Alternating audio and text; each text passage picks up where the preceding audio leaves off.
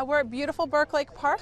We have a recovered bald eagle and he is ready to go home, so we are going to let him free. This eagle was actually picked up on December the 12th over near the neighborhood of Huntsman Boulevard and Wagon Trails, which is only about maybe a mile and a half as the crow flies from here. The bird was reported by several citizens as walking down the trail and was not able to fly. So one of our overtime police officers that works overtime with us got the initial dispatch, and when he got there, the animal definitely was not able to fly, but he had a very difficult time catching it because, believe it or not, they can still run real fast.